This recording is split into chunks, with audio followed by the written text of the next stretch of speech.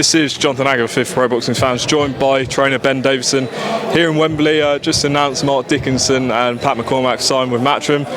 First things first, Ben, how you been? All good, thanks you. Yep, doing well. Pat McCormack, Mark Dickinson. First of all, just describe to fans who haven't watched them box yet what they're like as fighters and how much potential you see in them. Yeah, I'll start off with Pat. I think that his pedigree speaks for itself. And I describe him in a way that I think he could be a unique fighter in the sense that I don't think the UK would have ever produced a fighter like what Pat McCormack can be, as long as he applies himself the right way. Mark Dickinson, I think that extremely talented young lad, fantastic mindset, very coachable, fantastic student. I think that he has the potential to not only go on to world level but to reach elite level, which I think is very, very rare. So just on Pat McCormack, why do you see him in such high regard? We saw him, what he did in the amateurs. What are you seeing in the gym that maybe we haven't seen yet? It's adjustments that have been made, a new outlook. I believe that if you asked him, he would say he's got a new outlook on boxing. His ability, his physical attributes as well, first and foremost, that's required of somebody to achieve those kind of levels. His ability to process at such a rate is what I believe makes him a unique type of fighter that we don't really see come from the UK. Just an update on the gym. First of all, obviously it was announced that you and Josh Taylor have parted ways. Seems amicable, but can you just talk about that? Yeah, I said earlier on that I haven't really got anything to say on that, just simply because of the fact that headlines get twisted, statements get made. All I can say is that I've got a fantastic relationship with Josh, always have done.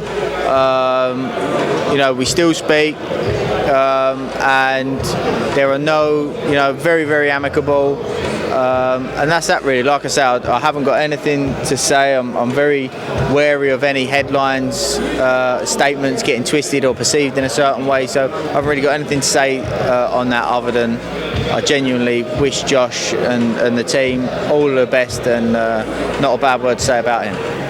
Just obviously on your time together, achieving undisputed, to go to Vegas and do that, where does your time with Josh rank amongst everything you've done in your career? Oh, phenomenal! Set a precedent, the first UK fighter to become undisputed in the four-belt era. At those times, to go to pretty effectively the other fighters' backyard and do so, phenomenal, unbelievable achievements. And I got into this job to help fighters achieve their dreams, and that was one of Josh's dreams that we played a small part in helping him achieve. Lee Wood is here today. Any update on when we can see him back in the ring? Hopefully we'll have a bit of an update later on today, if we get a chance to speak to Eddie and Frank. But just waiting at a minute. He's back fully fit, gone through his recovery and his rehab, so he'll be ready to go. And Lee McGregor? Waiting on a date. Hopefully have a date real soon. Really unfortunate time for Lee McGregor. He's had a lot of personal issues to deal with over the past probably 12 months from the back end of last year. So we're doing our best to be there and support him at the moment. I think that it's easily forgotten that he's only had 12 fights. The level that he's sitting at in doing so, in his 11th fight or 10th fight might have been, blowing away Karen Gurfield, is competing with some of the fringe world level guys and world level guys at the moment still. Shows what he's capable of, and it's just a case of making sure that he's right and he's 100%. So hopefully get him back active and see him push on to world level. Ben, Tyson Fury is fighting Derek Chisora in December. Obviously you've trained him, you're good friends with him. The fight hasn't been perceived brilliantly, but what do you make of the fight? Shoulder. I think it's not been. I think that people sort of not too happy about it because of the perception of, oh, it's a fight, when the realistic bigger picture, if you zoom out a little bit, puts it into context. That the reality is Tyson wanted to fight Usyk in December. Usyk wasn't available. You have to respect that with the situation that he's got going on at home, etc. So the reality of it is it's a tick over for the Usyk fight early part of next year, and I think when you put it into context, there's nothing wrong with that. We saw yesterday news that Conor Benn relinquished his licence. That's what the board said. He said that it lapsed. What do you make of that?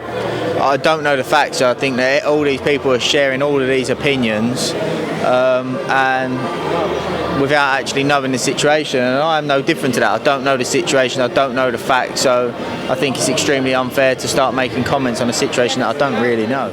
And final one, we've seen a few clips, images of Joe Saunders training again. Can you give us an update on him, and is he looking to return? At the moment he's just spending time in the gym, being consistent, falling back in love with the sport of boxing, and from my knowledge no decisions have been made on what he will do. All I can say is that